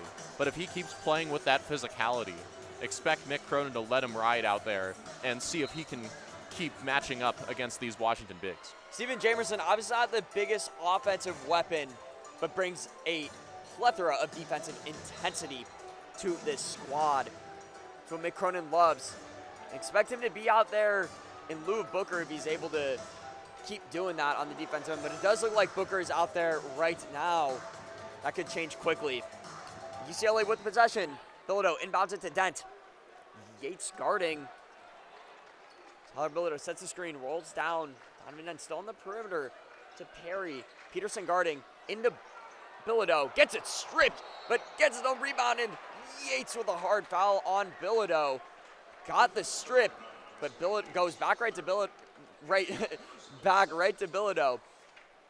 but he has to foul him in order to stop an easy path to the basket. Yeah, Yates good with the active hands to get the strip there, but Bilodeau basically just like a bucking Bronco in the paint, knowing he can use the size advantage to draw a foul, and he does. Bilodeau with the first attempt. Rims out. That goes off Bryson Tucker, and UCLA will retain possession yet again. Well, that is a shocker. Bilodeau shooting 86.6% from the free throw line this season. Just like Diallo, we've seen a lot of uncharacteristic misses at the charity stripe for both sides. Washington shooting just 11 for 17 from the line, 64.5% from the charity stripe. Not the recipe for success. Perry with the ball, Steinbach guarding on the perimeter. Eric Daly Jr. at the top of the key, lets it fly. Rims out, nearly got it to fall. Now Peterson will take it up. Manning the point in lieu of Diallo. Danny Sprinkle liking what he's seeing from Peterson, manning the offense. And he's going to keep him out there. Steinbach, 2 men double teaming. Kepnog in the paint, but he is unable to corral it. Trent Perry cleans up the mess. Bruins in transition. Eric Daly Jr. drives him with the left. Gets it blocked by Kepnog. Elevates and denies him. And that is the power of Frank Kepnog right there. He averages 2.3 blocks per game to lead this squad, and he is just a menace in the paint, getting up there and just absolutely whacking that shot attempt. Bruins still up 60-58. The corner goes Bilodeau. Steinbach guarding, backs him down, goes up with the right, and he finishes! Gets the foul too. He will go to the line for the and one attempt. Simply bullied Steinbach in the paint. Yeah, Bilodeau, despite the size disadvantage, just refusing to be denied, just like he did against Wesley Yates, even though that was obviously a size advantage for Bilodeau. He is going up no matter what when he's getting those post touches. UCLA now up 62-58, 4:40 remaining. Flashes the first free throw home. And Bilodeau will check out of the game, obviously with those 4 fouls. Brandon Williams coming back in yet again. Washington needs to get some production soon. UCLA with a 5-point lead heading into the last 5 minutes of this contest. Peterson, the ball dribbles around to Yates, who lets it fly. That is off. Yates has had some terrible misses from deep on his last couple attempts. Hasn't been able to regain that same dominance we saw at the start of the first half. Yeah, a rare lapse defensively for Trent Perry and the Bruins, leaving Wesley Yates wide open on the wing, but he just misses the wide open opportunity. Bruins fortunate at that. And Bilodeau, after this break here, will be coming back into the game. Seems like the Bruins will just be using him for their offensive possessions from now on. Smart play from Mick Cronin, especially because on the defensive side, more likely to draw a foul on Bilodeau, and Washington could attack him. But Bilodeau, what that shows is that he is such an integral piece of this offense. Really need to rely on an anchor like Bilodeau to get through these tight contests. Bilodeau has, again, really been the main driver of the Bruin offense in the second half. Him and Perry, respectively, have really shouldered the burden. Yeah, it's been really those two driving the Bruins forward. But, yeah, really Bilodeau, it's been kind of ridiculous how much he's been able to impact this game given his foul trouble and him being on and off the bench throughout this half. But it seems like every time he comes in, he sparks the Bruins offensively. It's been so consistent, and it's what you'd expect from this team's leading scorer. And you have to wonder, Bilodeau, obviously a senior. Justin, do you think Bilodeau has a real shot to make an impact on the NBA level? It's going to be tough for a guy with his skill set. He'll need to bulk up, and, at 6'9", it's great to have someone at that height who can shoot, and that's really his best trait right now, and it's really improved this season. But at the same time, it's going to be hard to reconcile the sort of, physical shortcomings that he might have at the NBA level on the defensive end. He's fared pretty well tonight against these Washington bigs, and obviously against Steinbach, who's bound for the NBA himself. So if Bilodeau can do that consistently, muscle up, he'll be solid. He'll probably have a chance with an NBA team just because of the combination of his height and his ability to shoot, but whether he can last in the league is going to come down to that defensive ability. I think Tyler Bilodeau could honestly transition into being one of the better shooters in the NBA if he keeps up the trajectory that he's on from beyond the arc. And as you mentioned, Jensen, he doesn't really have the physical tools to really become a superstar at the NBA level per se. But I could really see him hashing out a role on a roster, being a catch-and-shoot three type of guy, just able to knock down those three-point shots at a high clip. And he's just improved his three-point stroke throughout his 4 collegiate seasons so far. Yeah, and I think of him as sort of a Carter Bryant-light type prospect. He seems like a guy who can play really great 3-and-D if he realizes his potential. He's able to bulk up, and because he's got the length to be able to guard many different positions, and he's obviously got excellent three-point shooting ability. He's got to increase his foot speed a little bit too if he wants to become a dominant defensive presence. Pretty slow-footed out on the court, but if he can put some work in the gym, then he can really make an impact for himself at the next level. Now Washington will actually have possession. Say it went off the UCLA Bruins. Steinbach into Yates, left corner. Brandon Williams guarding, tries to go in with the left. Inside to Somerville. Goes up Booker. And Booker posts him up, gets the rebound. Great defensive possession from the center. Yeah, Somerville has really come up on the losing end of a lot of those battles in the paint. And Booker lets it fly, rattles out. Preston Tucker with the board. That's a spot right there. Dent finding him with a lot of space. And puzzling why Kepnog isn't back in the game, just 3 fouls. Really relying on Somerville in the later part of this game. Have to wonder if he is potentially injured right now. Now Peterson inside to Steinbach. Brandon Williams guarding double team there, and Peterson lets the corner 3 fly. No good. Dent with the rebound. Man, that's the type of shot the Huskies are going to have to hit if they want to close this deficit. Bruins bringing another double team on Steinbach. He finds a wide open shooter in the corner. No good. UCLA still up 63-58. Some 3:20 remaining. Perry gets walled off by Somerville. Eric Daly Jr. left side, posts up. Peterson with the height advantage. With the fadeaway shot, gets it to go! And there is the Daly trademark. Another mid-range fadeaway, and he has been money on those tonight. Eric Daly Jr.'s 12th point of this contest uses that size advantage to create some space and gets it to fall. Now Peterson with the crossover on Perry. Errant pass to Brandon Williams. Just a confusing offensive possession there from Washington. 3 guys really on like one side of the court on the wing. Poor spacing and not what they need. They're going to close this gap. And the Bruins, 65-58, less than 2:30 remaining. Washington needs a stop here. Dent taking his time. Booker at the top of the key. Inside to Daly Jr. with the smaller Yates guarding. Attempts the mid-range, but he walls him off. Steinbach gets the board. Peterson in transition. Washington needs a quick bucket. Out to Yates. Shot, fake. Scrambles to the corner, but does not get that to fall. Dent with the board. You can't be indecisive at this point. Yates is wide open for 3. Best shooter on the team. He passes it up and tries a crazy fadeaway from the corner. That's just not what Washington needs down 7 with 2 minutes left. Messy move from Yates, former USC player. Now Dent crosses back over, goes inside, finishes with the right. Splits the defenders and gets him to go, but Washington in transition. Bryson Tucker hammers it down. Poor transition defense from the Bruins allows Washington to get a quick bucket. UCLA still some work to do to close out this game, but they're up 67-60. Well, yeah, another great drive from Donovan Dent, but just an inexcusable lapse in transition defense there from the Bruins. Just no one back. An easy finish on the other end for the Huskies, but they still have a huge mountain to climb here. They're going to have to start hitting three-pointers straight up. If they can hit some of those open looks, they might have a chance, but they are also going to have to just start getting some pressure on UCLA's ball handlers. They've really allowed Donovan Dent to do whatever he's wanted in this game. Obviously, he hasn't had a ton of success from the field, just 5 of 16 shooting overall. But he has really been able to command the flow of this UCLA offense. He decides if he wants to pass or shoot, and he is really in control at all times, even if it hasn't been the most efficient display in the world.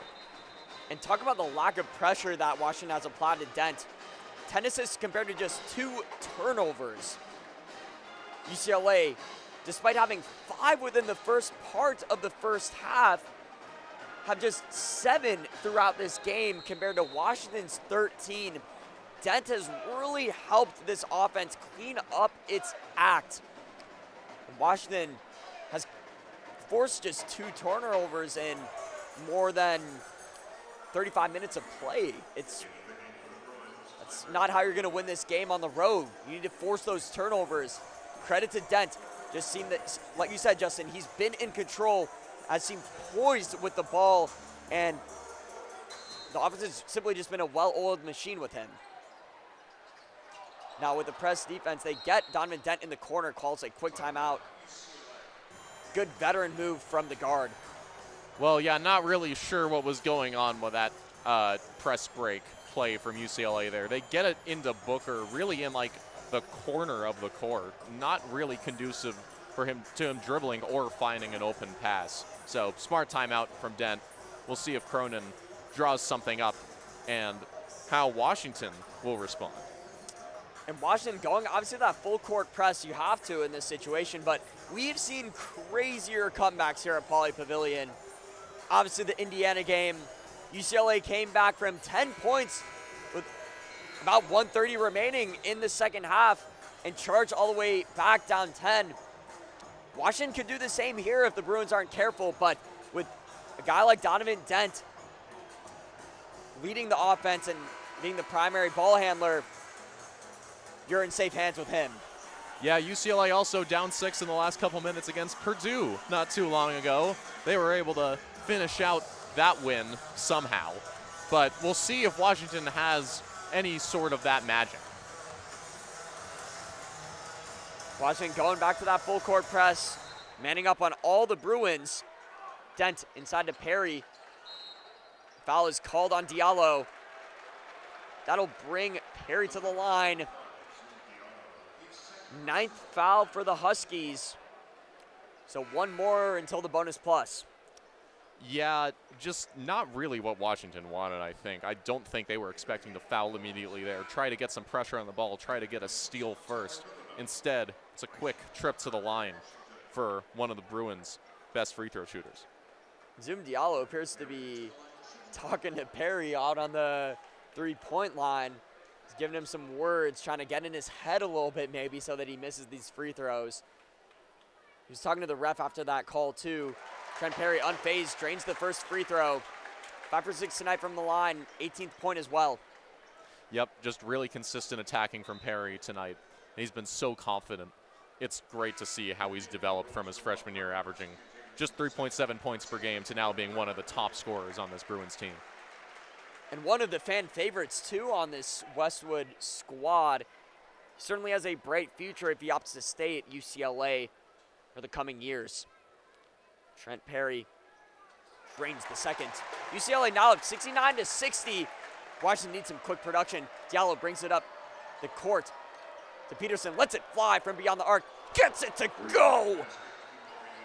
Much needed 3 from the Huskies. Jamar Brown gets the ball tipped. Washington fights for the ball, but Daly has it. Jump ball is called. Possession will change to Washington, but UCLA will retain immediate possession after the referee called the jump ball. Well, Washington hits a contested 3. It's Peterson when it counts the most, just a 32% three-point shooter on the season, but he comes in clutch there, and then they're able to get some great pressure on the transition defense. Now, Tyler Bilodeau back in the game. We'll see if he's able to make an impact on this possession. That was tipped off the pass from Jamar Brown, near catastrophe for the Bruins, and they just spent their last time out. Don't love that call from Dent. You want to hang on to those, especially given the relentless pressure that Washington is bound to put on the Bruins. Yeah, at this point, I think the Huskies have gotten in the Bruins' heads a bit. It's just a lot of sloppy passing in the backcourt from this press. And really, it's just going to have to get it fixed, you know? Mick Cronin's going to draw something up here, but he's not going to have any more chances to do so, at least on his own accord. And so what it's on the Bruins to do now is settle down and just find open men. No need to rush, just like Dent did there with calling the timeout. You need to find a guy up court, make sure you're able to get it across half court, and then force a foul or a possession that takes up the whole shot clock. UCLA again has been composed all game with the ball in their hands. They can't give that up now in the waning minutes of this Saturday night contest between these two foes. And, you know, often it's reductive to try to simplify these plays, you know, because obviously so much goes into it mentally. But what I find with these press situations that it really is just that. Let these things figure themselves out, because the best Washington can do is maybe tie it up if you just hold the ball. You have to make sure that there's no live ball turnover, no easy buckets for the Huskies. Washington still down 6. 1:08 remaining. UCLA with possession. Just have to play safe ball. And the UCLA Bruins are likely going to come out of here with their 9th conference win. Currently ranked 7th in the Big Ten, while Washington tied for the 12th spot at a 4-8 Big Ten record. But they have been playing all these elite teams very, very tight. Dent with the inbound pass to Bilodeau. Back in the game. Dent gets it past half court. Will have to foul Bilodeau.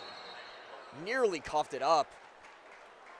But that is not the person you want to foul if you are the Huskies. As you touched on before, Justin, Tyler Bilodeau, 86.6% shooter from the line. This may be 2 easy points for the Bruins.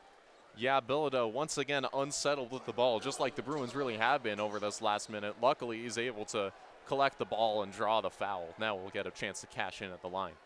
UCLA still 69-63. Drains the first. UCLA goes up 7, less than a minute remaining. And they are now in the bonus plus, of course.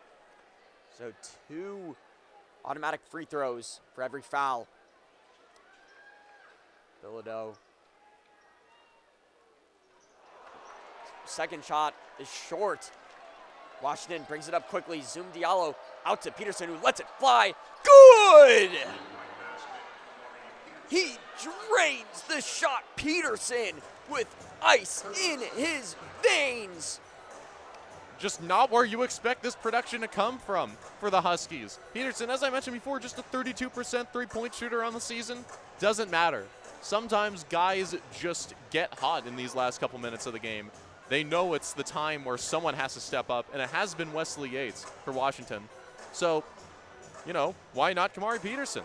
And so a quick timeout for the Huskies coming right off of that. Let's see what they can do. Wesley Yates just 2 for 7 from deep. Started the game so well, but has just not found his groove from beyond the arc. Peterson with back-to-back contested three-point tries, and he just looks poised in both of those jump shot attempts. He gets them both to fall. Expect the Huskies to feed the hot hand. It's not going to be Steinbach. It's not going to be Yates. Maybe Kamari Peterson will be the Husky hero. And UCLA, no timeouts left. That is very, very key. The Huskies are able to get a quick turnover. Could spell doom for this Mick Cronin-led squad. And this time it'll be a lot easier for them. No timeout to bail the Bruins out this time. And Trent Perry gets it to Dent, who will sprint up court. Hole in the front court press.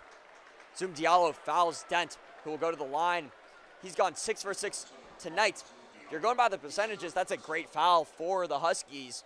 Again, Dent just a 61.8% shooter from the line, but it's improved, especially as of late. They may have fouled the right guy, but they did not get the turnover. And it was all due to Trent Perry just being calm, keeping his head up, making a nice bounce pass. And Dent misses on the first. Announcers jinx there. 6 for 7 from the line. Much needed conversion coming up.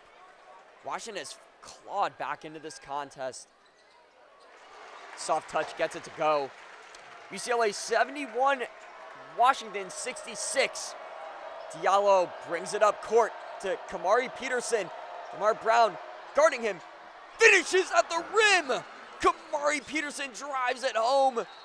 And Washington not clear if they needed to foul there. Got the inbound and fouled immediately. That'll bring Trent Perry to the line. Pressure free throws coming up. Kamari Peterson with that excellent drive. He is the last 8 points for the Huskies. Yeah, Peterson there one-on-one with Jamar Brown, who the Bruins really brought in to this game to be a great perimeter defender. Just blows right by him. Does it with a great finish. Trent Perry with the first attempt. Rattles it home. And really the Huskies did have to foul there, or at least debatably did. There were only about 37 seconds left on the game clock when that ball was being inbounded. And so now Washington's just going to need a quick bucket. Perry gets them both. Perry 8 for 9 from the line. UCLA 73, Washington 68. Diallo will charge inside. Brandon Williams guarding.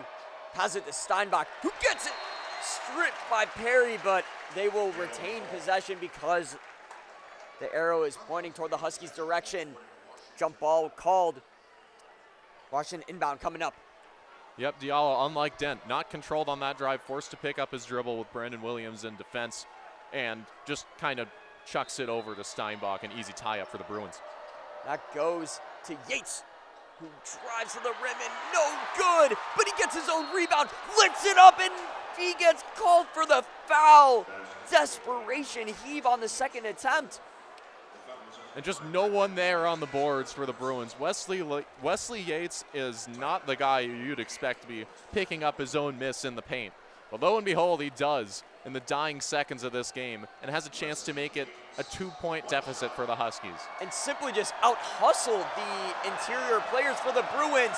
Crowd is letting him hear it. And he gets it to fall. UCLA now up by just 2, 73 to 71, 23.2 seconds remain.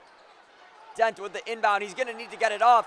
Eric Daly Jr. gets fouled by Diallo. Now Daly Jr. just a 74.2% shooter from the line. Not bad, but not great. Well, that one was a bit more questionable to me for an immediate foul from the Huskies because they've been so good at forcing those turnovers on the press. But not a bad guy to foul. We'll see if Daly is able to hit both, because if he doesn't, Washington could run the clock out, take the last shot, and possibly send this into overtime or even win it outright if he misses both. History has repeated itself at Pauley Pavilion multiple times this season. And Washington, down by 7, has cut that lead to just 2 points. The ghosts of Pauley Pavilion are affecting these free throws, it appears. Because every single time a team has what seems to be a substantial lead heading into the last, the waning moments of games here, opposing teams just charge back and get back into it. Yeah, that's what it seems. It seems like the ghosts have also been affecting the clock because it just kind of kept running after Daly was fouled there. I think they're going to add a couple seconds to it. But yeah, it's just kind of inexplicable. Some of the players who have missed free throws lately, it's whether it's the nerves or just being gassed at this late point in the game. There's clearly something in the air here in Pauley in these last few weeks. In UCLA, 76.8% as a team from the line, which is 6th best in the Big Ten, whereas Washington shoots at just a 77.6%, or a better clip than the Bruins at 77.6%, which is 5th best in the Big Ten. So 2 great free throw shooting teams heading into this contest, but both have struggled here at Pauley. Eric Daly Jr. First time at the line tonight. He's been prolific from mid-range. We'll see if that translates. Shooting from the free throw line. Has that nice stroke. Couple seconds added back onto the clock. 21.8 now. Was it 19.9? Eric Daly Jr. gears up for the free throw. Swishes it home. Clutch make from Daly Jr. Now this one is the important one to make it a 2-possession game. Daly Jr. his 12th point on that last free throw. Rises. Gets it to fall. Bruins up 75-71. Now Washington just got to go. Take a shot now. Zoom Diallo with the ball in his hands. Left side, Talbildo guarding.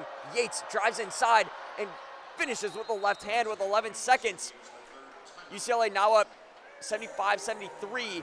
Smart play from Yates to just take the easy bucket. And Washington, watch out for a Washington turnover here. If they're able to force something, don't have to foul immediately. As you mentioned, Justin, they may learn from their mistake in the previous possession. Well, now it gets a bit more dicey with that. Just 11 seconds left in this game. They cannot afford, really, to let much time at all come off this clock. At most, one pass, I would say. But I'd be fouling immediately here, which is why, I was encouraging the quick shot there. Because, yes, Yates is able to score, but it really boxes in Washington now if they are not able to get a turnover or get some luck from the Bruins missing free throws. And the only time I say you wouldn't foul in this situation, if you get one of the Bruins to get trapped in the corner down there, because that is almost certainly a turnover, either whether it's a travel or jump ball. UCLA does have the possession arrow, which is huge. So if there is a jump ball that comes up, they will retain possession. Be a much different equation if Washington had that possession arrow, but still, you have to trap in the corner when you're in that full court press defense.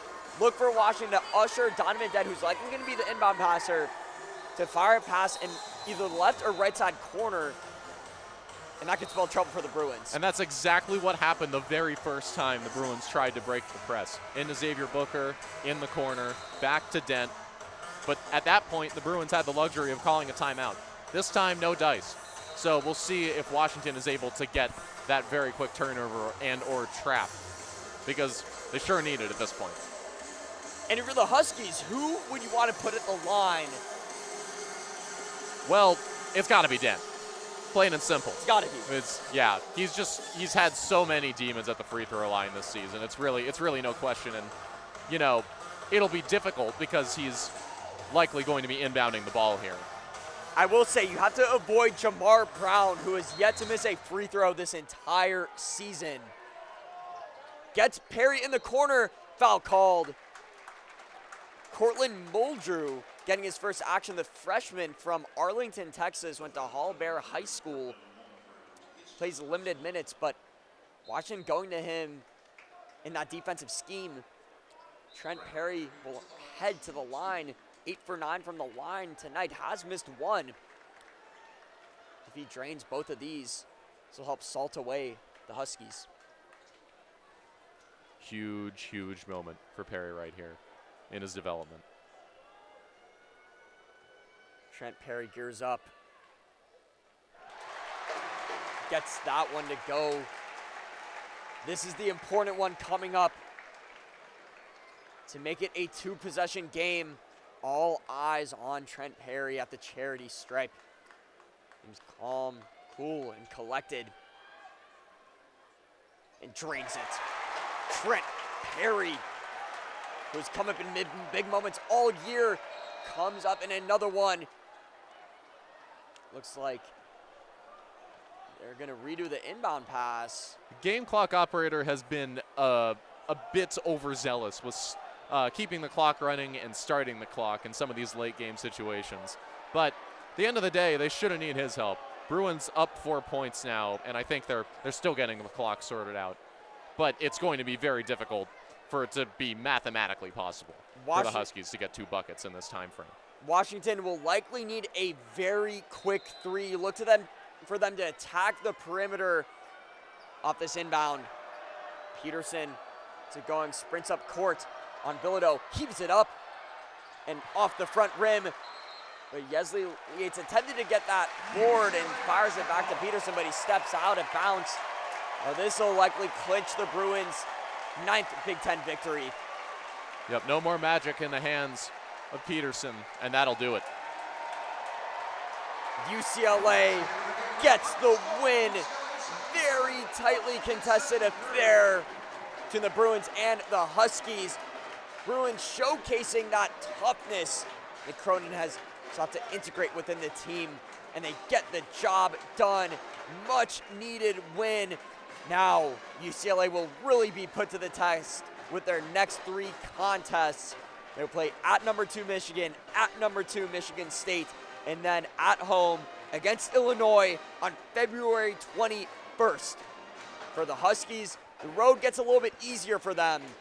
They'll play versus Penn State, who is at the bottom of the Big Ten, then play at home against Minnesota, transition on the road at Maryland on the 21st of February.